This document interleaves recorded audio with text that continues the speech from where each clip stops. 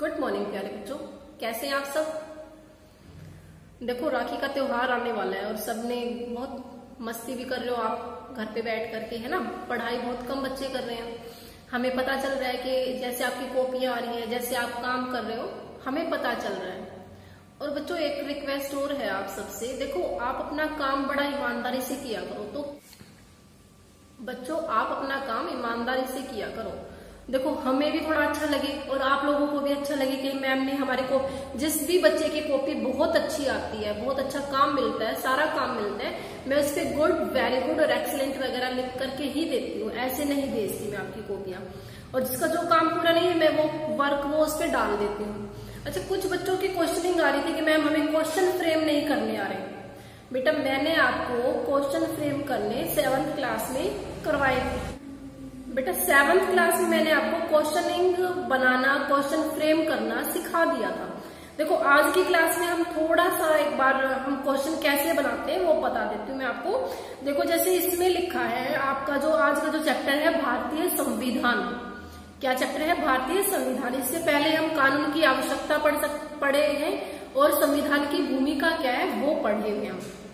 ठीक है, आज का जो चैप्टर है वो है हमारा भारतीय संविधान। इसमें मैं एक लाइन पढ़ के आपको बताती हूँ और फिर आपको देखना कि उसमें से क्वेश्चन कैसे बनाना है। जैसे देखिए, संविधान नियमों तथा कानूनों का एक ऐसा संग्रह है जो किसी देश के प्रशासनिक तंत्र को स्थापित करता है।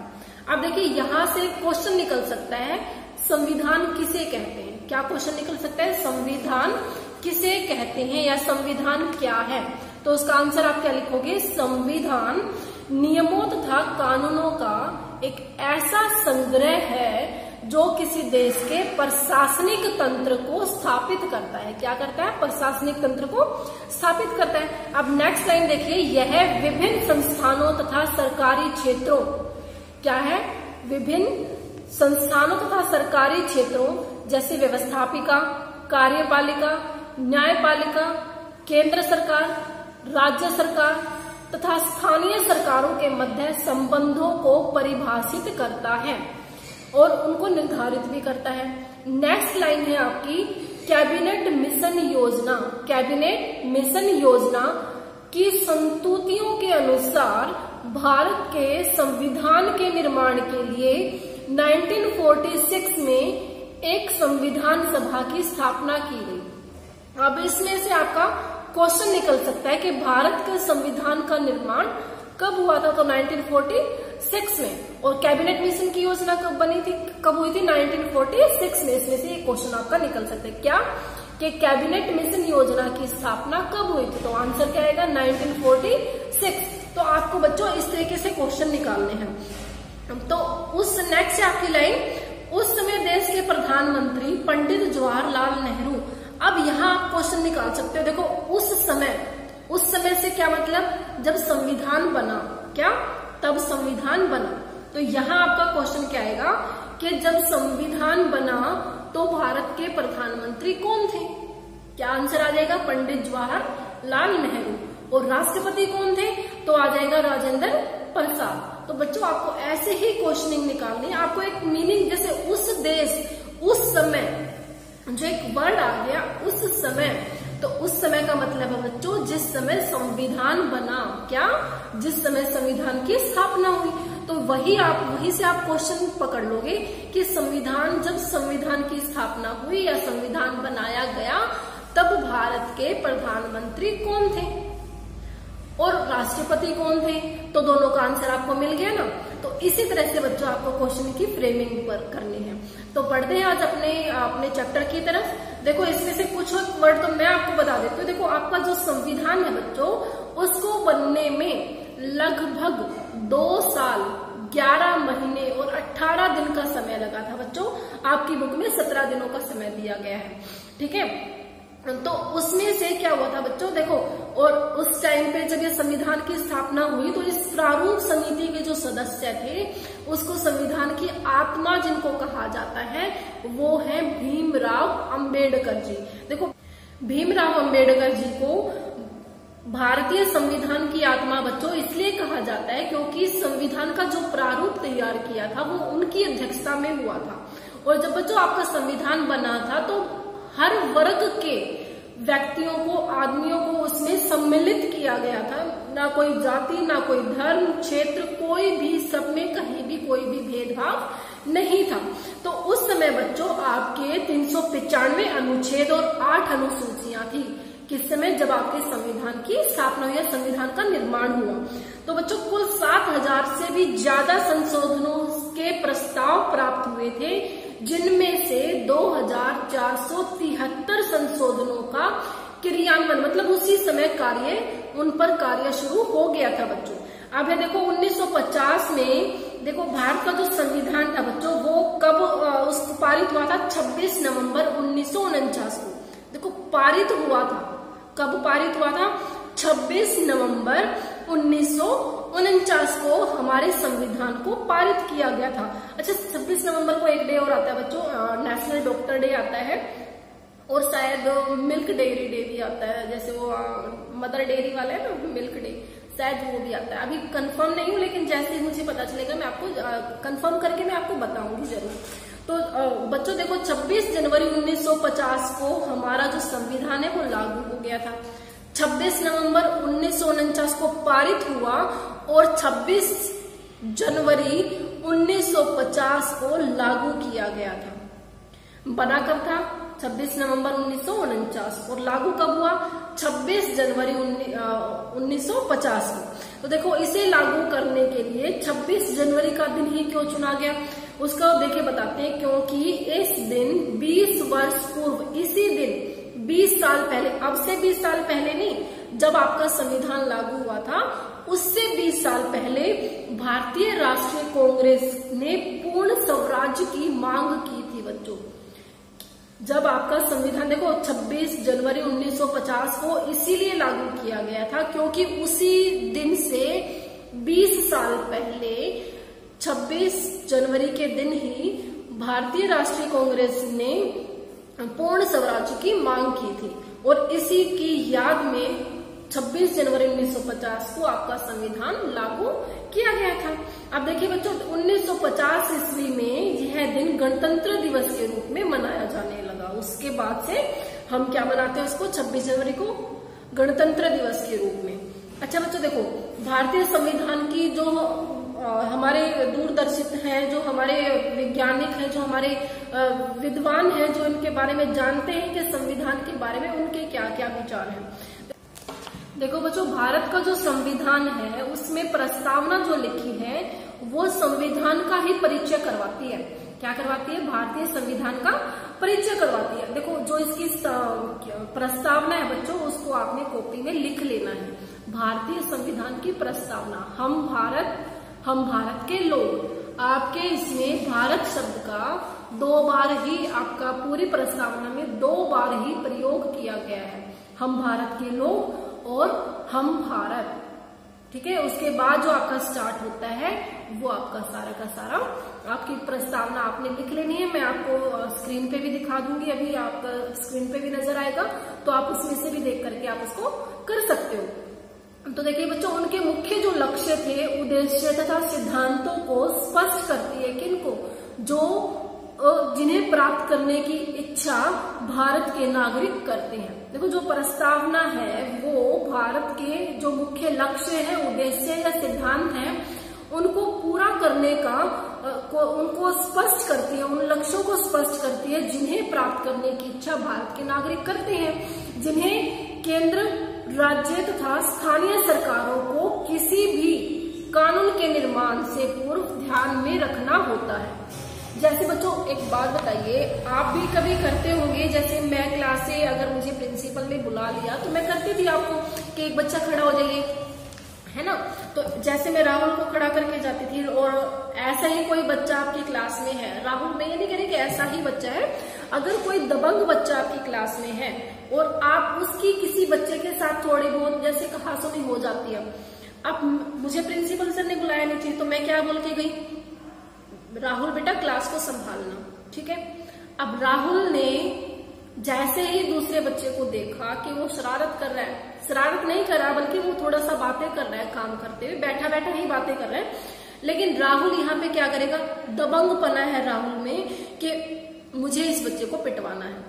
तो जैसे ही मैं क्लास में एंटर किया मैंने, तो राहुल ने एकदम से शिकायत लगाई कि मैम ये बच्चा शरारत कर रहा था। अब मुझे क्या पता वो बच्चा शरारत कर रहा था या नहीं कर रहा था, मैं तो बाहर थी, बाहर से आई तो राहुल ने मुझे बताया कि ये बच्चा शरारत कर रहा है, तो मैं उस बच्चे को डांट लगाऊंगी। तो कुछ बच्चे ऐसे होते हैं। दूसरा, अगर मैंने उसको डांट लगाई तो अब उसके मन में क्या हुआ बच्चों कि मैम ने मेरी बात तो सुनी नहीं और क्या कर दिया, सिर्फ राहुल की बात सुनकर के ही अपना निर्णय ले लिया, है ना।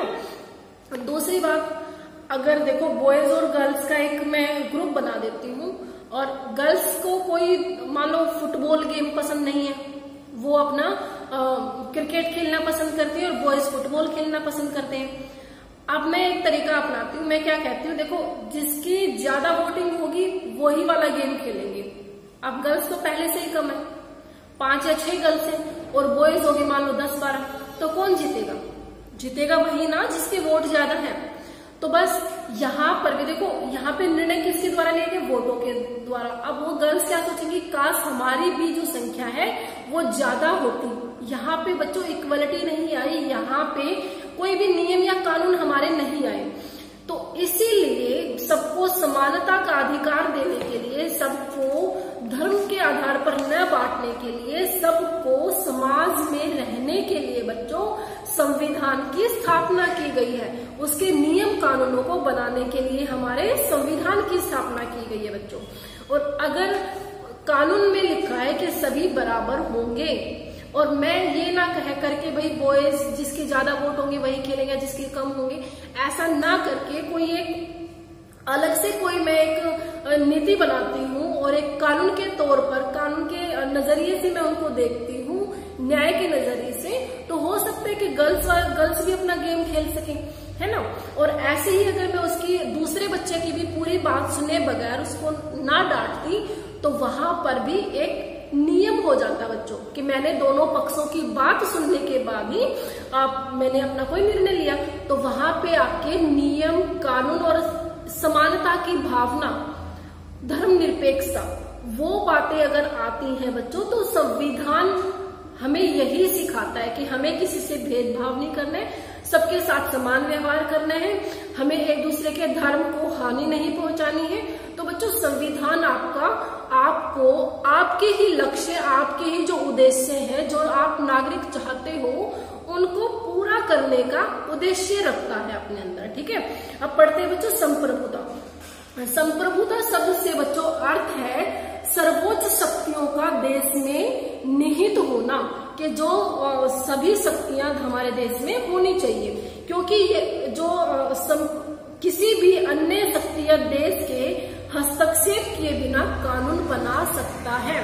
अगर हमारे देश में संप्रभुता होगी तो हमें किसी अन्य देश की कोई भी सहायता की आवश्यकता नहीं होगी, क्या करने के लिए, कानून बनाने के लिए। नेक्स्ट है बच्चों समाजवाद। देखो समाजवाद का अर्थ बच्चों उस देश से है जो सभी नागरिकों को राष्ट्रीय संपत्ति में समान अधिकार देता है। क्या देता है, राष्ट्रीय संपत्ति में समान अधिकार देता है।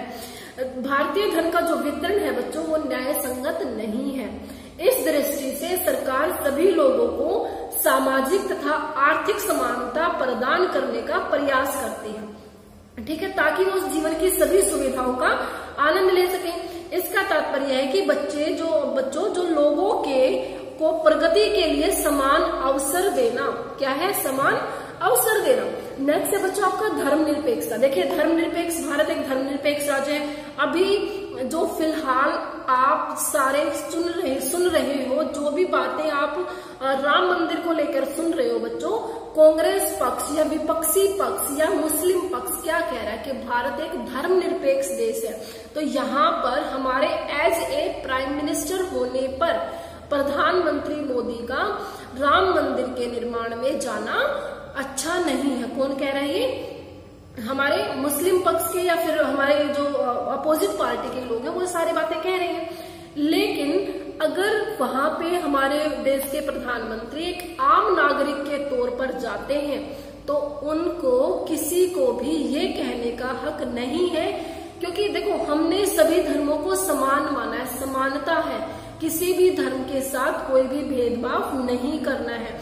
तो यही आपकी धर्मनिरपेक्षता कहलाती है बच्चों। भारत का क्या कहलाता है, जो समानता की अवधारणा के अनुसार सभी लोगों को उनके धर्म व आस्था के अनुसार क्या है, धर्म और आस्था के आधार पर भेदभाव किए बिना समान अवसर प्रदान करना। अब जैसे मुस्लिम पक्ष में आपने ओवैसी जी की अगर बात सुनी होगी तो वो ये कह रहे थे मैं कभी प्रधानमंत्री नहीं बनूंगा और ना ही मैं बन सकता।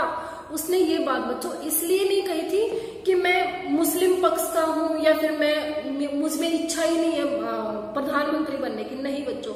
उसने ये एक कहते ना ताना कसना कि हमारे मुस्लिम पक्ष जो है वो कम है, मुस्लिम जो लोग हैं वो कम है और इसीलिए मैं शायद प्रधानमंत्री नहीं बन सकता, ये उनका कहना था।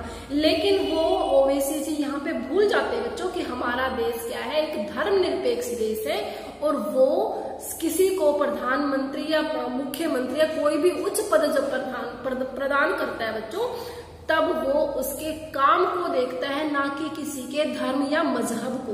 समझ में आया कि भारत धर्मनिरपेक्ष राज्य है, वो सभी को समान अवसर देता है।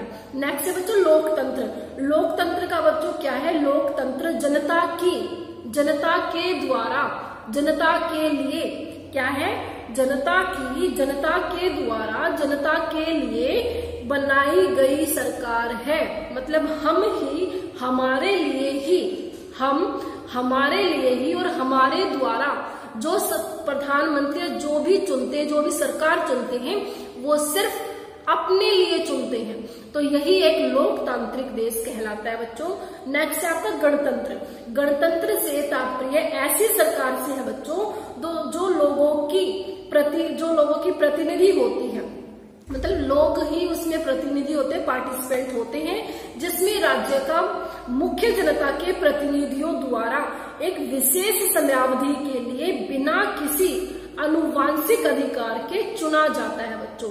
उसमें कोई भी अधिकार नहीं होता है, वो अपने निष्पक्ष आधार पर उनको चुनते हैं और 5 वर्षों के लिए किसी को भी अपना प्रधानमंत्री या फिर मुख्यमंत्री अपने लिए जो सरकार चुनती है 5 वर्षों के लिए निष्पक्ष आधार पर चुनती है। नेक्स्ट है बच्चों देखो संविधान, भारतीय संविधान के मूल्य तथा आदर्श, जो आपका टॉपिक है नेक्स्ट वो है भारतीय संविधान के मूल्य तथा आदर्श। देखो इसमें न्याय, मैंने जो आपको फर्स्ट दोनों जो बताए थे वाक्य बताए थे, एक तो राहुल वाला और एक फुटबॉल और क्रिकेट वाला, तो वो दोनों में अगर न्याय हम वहां पे क्या करते हैं, न्याय करते हैं। अगर वहीं हमने उसको सॉर्ट आउट कर लिया तो कोई बात नहीं, लेकिन हमारा जो न्याय है बच्चों उसमें विशेष रूप से उल्लेख किया गया है कि भारतीय गणतंत्र का मुख्य उद्देश्य क्या है, जो वो है सामाजिक, आर्थिक, राजनीतिक न्याय प्रदान करना। सभ्य जीवन के लिए बच्चों न्याय आवश्यक है। अगर मैं वहां पे बगैर किसी दूसरे बच्चे का पक्ष सुने, बगैर उसको सजा देती, मारती हूँ, तो वहां पे उसके साथ निष्पक्ष न्याय नहीं होगा बच्चों। वो क्या होगा, उसके अंदर मेरे प्रति हीन भावना पैदा होगी या फिर सभी बच्चों के प्रति हीन भावना आएगी उसमें कि क्या पता मैम ने मुझे क्यों डांटा, मेरी बात सुने बगैर ही मुझे क्यों डांटा।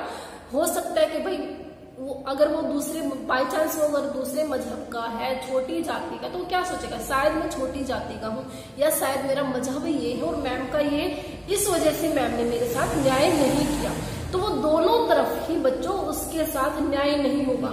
एक तो उसमें मेरे प्रति भी हीन भावना आएगी और एक हमारी गवर्नमेंट के प्रति भी हीन भावना आएगी कि हम छोटी जाति के या दूसरे धर्म से हैं, इसलिए हमारे यहाँ पे कोई बात नहीं सुनता। तो हमारी जो न्यायपालिका है बच्चों वो भी निष्पक्ष रूप से देश की सुरक्षा, रक्षा और उन्नति के लिए ही जो हमारे जो के सुरक्षा, रक्षा और उन्नति के पक्ष में जो बातें होती है वही हमारे न्याय में आती है बच्चों। नेक्स्ट देखो हमारा जो सामाजिक, आर्थिक और राजनीतिक न्याय क्या है। सामाजिक न्याय से तात्पर्य बच्चों वो है जो किसी भी व्यक्ति के साथ धर्म, समुदाय, जाति, लिंग, वर्ग या जन्म स्थान के आधार पर कोई भी भेदभाव ना हो। नेक्स्ट है बच्चों आर्थिक न्याय से। आर्थिक न्याय से तात्पर्य है कि सभी लोगों को उनकी योग्यता तथा शैक्षिक योग्यता के आधार पर वो सारे अवसर दिए जाए जिनके वो योग्य हैं। नेक्स्ट है बच्चों आपका राजनीतिक न्याय से तात्पर्य। राजनीतिक न्याय से तात्पर्य बच्चों जो जनहित के लिए कानून बनाए जाएंगे, जो जनहित के लिए जो कानून बनाए जाएंगे वो किसी भी व्यक्ति के लिए किसी भी आधार पर राजनीतिक अधिकारों से उस व्यक्ति को वंचित नहीं किया जाएगा।